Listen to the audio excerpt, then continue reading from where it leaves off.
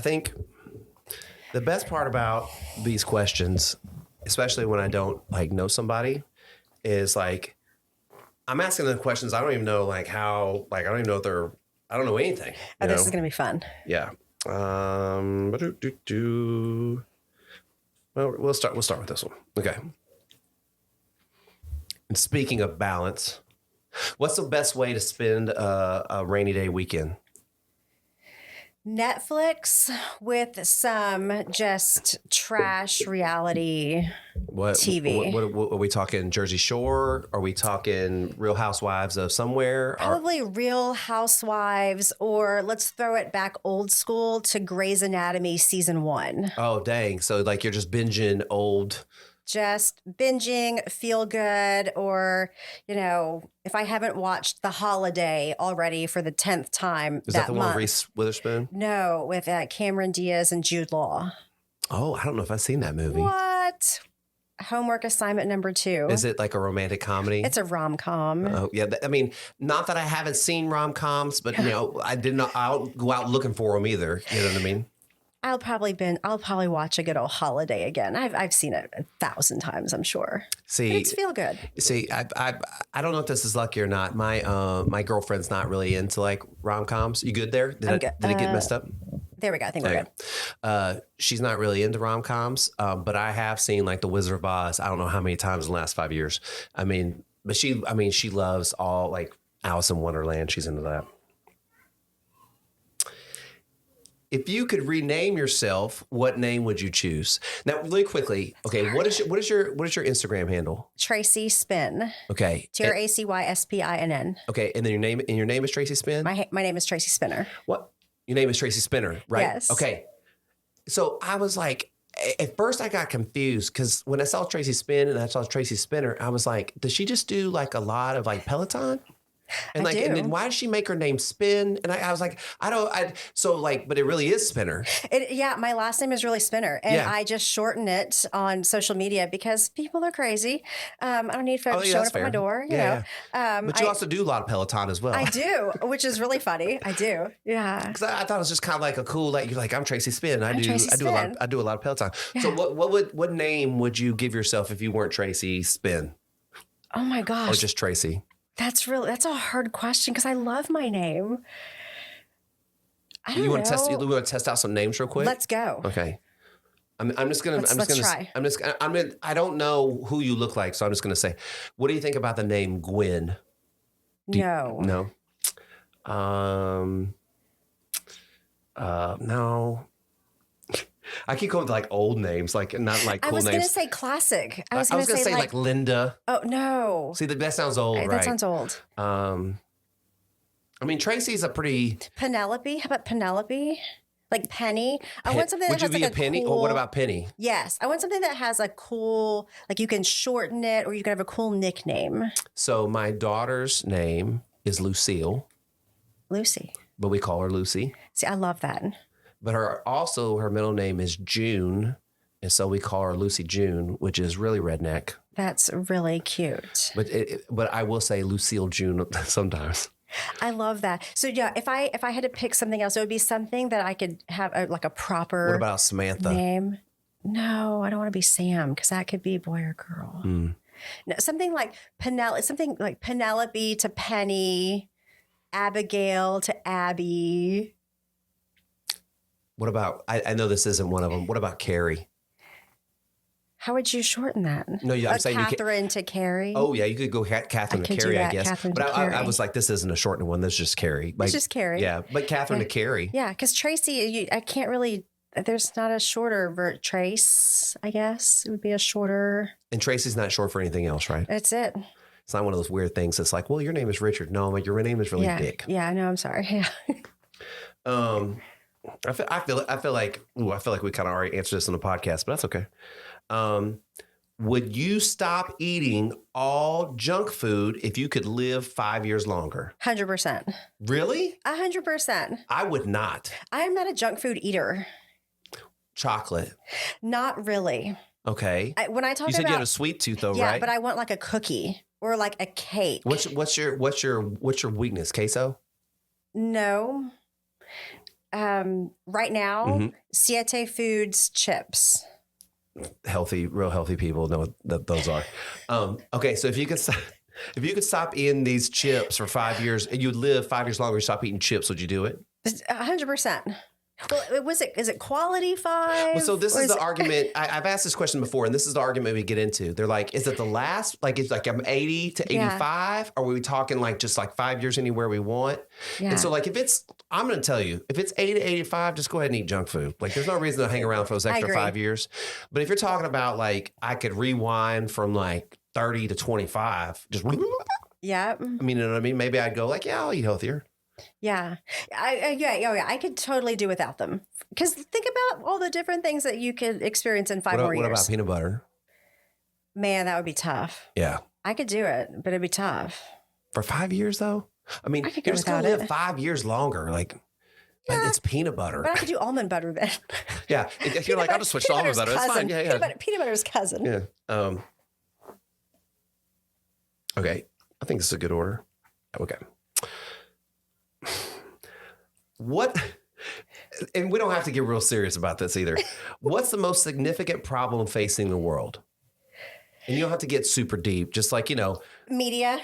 Okay. Yeah. There you go. Yeah. Yeah. You know what I mean? How we treat our social media, how we use our social media, how it affects people, how it affects kids, how it affects, the manipulation of mainstream media. No one really talks about we worry about our kids and social media and media, right? But we don't worry about old people and their media and the way they take in media. And I feel like it's very fair to go, hey, we need to throw more attention to older people and how they take in their media too. Yeah. We're close to the same age. So we're kind of the sweet spot. We saw the revolution of technology and the whole thing. And so we're really good because we've seen it almost from beginning to end. Right. These other old people haven't exactly experienced that. And now they get involved in Facebook and doing crazy stuff or getting into scams and all that stuff. And we worry about kids, but we don't protect them, Or they write everything in like a response on Facebook, like everything. Like Sally came over for dinner yesterday and then I went to the store and they bless. Facebook, I don't want to call them Facebook mistakes. We'll just call them Facebook errors or something.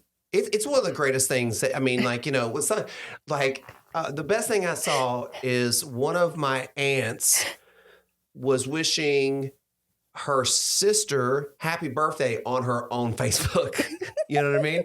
So she tagged her in it on her Facebook, but it wasn't on her sister's Facebook. It was on her Facebook. And I was like, that's not the way you do that. That's fantastic. That's not the way you do that. Or writing the entire body of an email in the subject line. Yeah. I've seen that.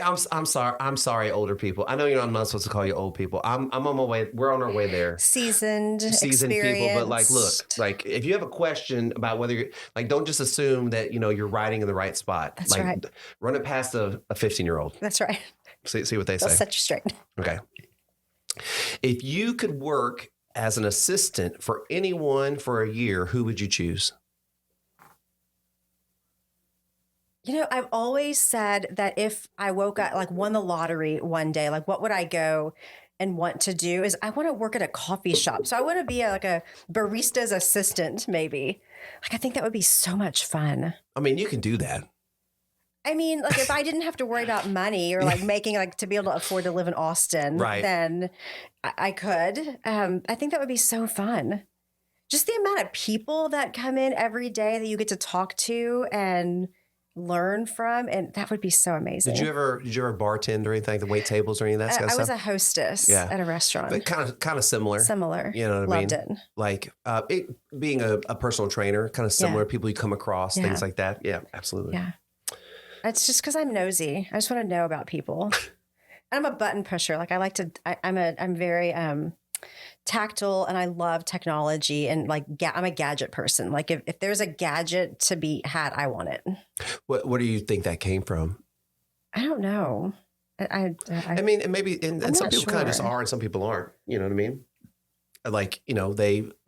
I would say I'm a gadget kind of person, you know what I mean? Yeah. My girlfriend is not, she half the time she didn't know where her phone is. Yeah. Most of it's health related. Like if there's a skin tightening gadget or, I've got, every version of, Apple Watch, and there's one gadget, I can't think of the name of it now, but you blow into it. It's like a CO2 meter that tests your metabolism. Yeah. I have all of those things, all of them. I love them. I love them so much. I'm not meaning to pry, but on some level, those are the things you can control. Right. And for a person that needs control, if you invest your time into those things and not into the things you can't control, you probably have a better kind of life. You know what I mean? Because those things that you're talking about don't hurt you and don't hurt anybody else. Right. So do whatever you want. You know what I mean? Right. All right. So I think maybe I know the answer to this, but maybe I don't. What has been the most spiritual experience you've had in your life? Yeah, I mean, I think going through the death of someone very close to me, and experiencing that, it was unexpected and wasn't prepared for it. I think that definitely unlocked, a different way of feeling and thinking for me, because spirituality it's not something that is concrete. It's a ritual in some aspect, and it's kind of what you believe and it's very intrinsic.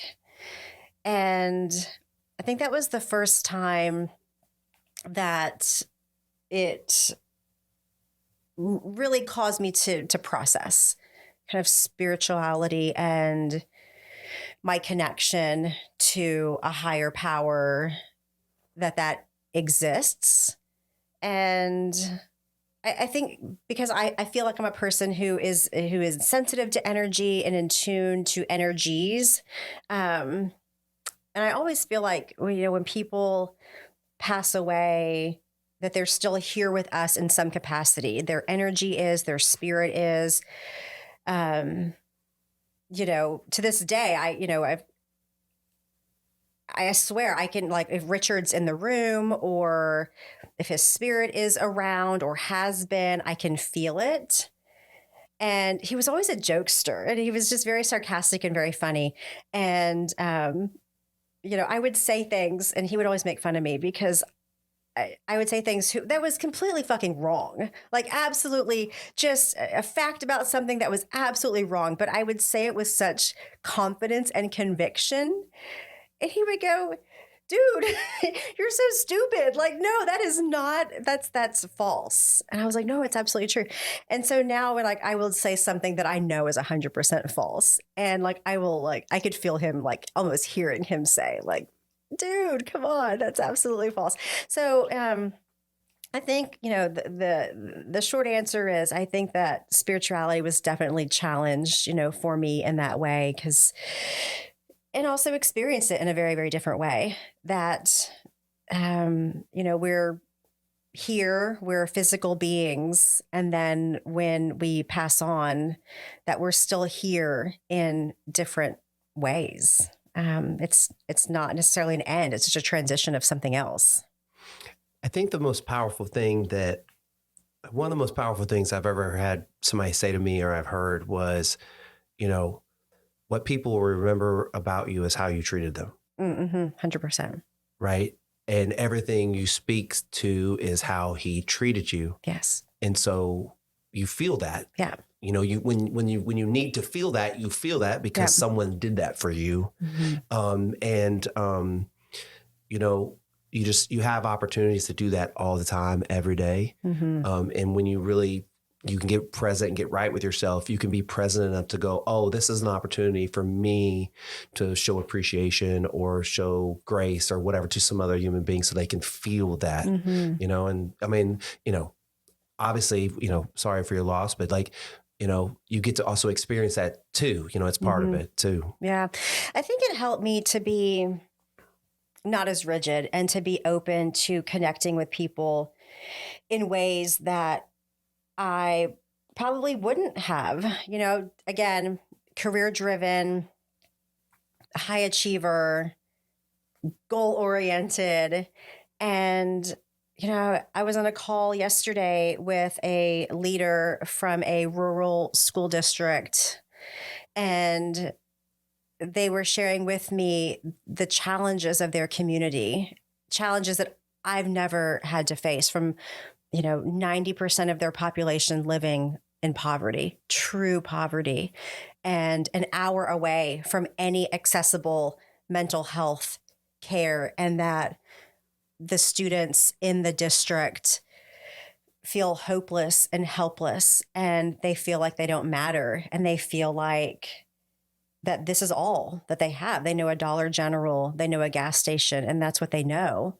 And that's what their future looks like. And the fact that they're and that community and the students there could have access to amazing mental health clinicians coming, to them via telehealth at no cost to them whatsoever. She couldn't even fathom that for her community. And so being able to connect with her, and for me, I always tell people I'm not a salesperson, I'm a storyteller, and I bring opportunities to people. You don't have to sell something you believe in. I don't have to. Right. I don't have to. And, she's telling me this about her community and her population, and she's crying, and I'm not someone I'm not a natural crier, and I'm crying at that point on the call because we had connected in such a meaningful way that she felt so on a, Zoom call that, she felt connected with me. I felt connected with her, that she trusted me with that information, to be able to be open and share that, and that I would receive that and be open to receiving it, and then be able to share some opportunity with her to help her and empower her to better serve her community. It was just, I don't think if I would have not experienced Richard's death in the time that I did, that I would be in the same career path that I chose. I also think also there is something bigger than us. You can call it whatever you want to. And that thing is always giving you opportunities to be better and to help and serve and blah, blah. And you can kind of choose in those moments. And there's a lot of moments where it's like that bigger thing is also trying to let you know, like, hey, like this could change in an instant. Like, are you appreciative of what you have and stuff like that? And sometimes there's a real big knock, like someone dies, someone gets divorced, someone loses a child, kind of thing. And then you really feel it. And then it changes that perspective. And my hope is that, people don't have to go through these major events to feel that. Like if you can start curating it now, not only can you soften those major events, but you can be aware of them, recognize them, process them, because some of those things topple people. They don't come back from their divorce. They don't come back from their husband's death, ex-husband's death. They don't recover from it. And that sucks because that's one more person that we have now lost, so yeah. I think just living through it and experiencing it in the way that I did, I think it really helped me to better define my purpose and my passion and calling, for sure. Well, you recognized it, and then you followed it. You know what I mean? Sometimes stuff's put in front of people and they're like, nah. You know what I mean? And that's really kind of where they're supposed to be. So kudos to you, Yeah. Anyways, thank you so much for doing this, Tracy. I appreciate it. Thank you. It was amazing. Thank you.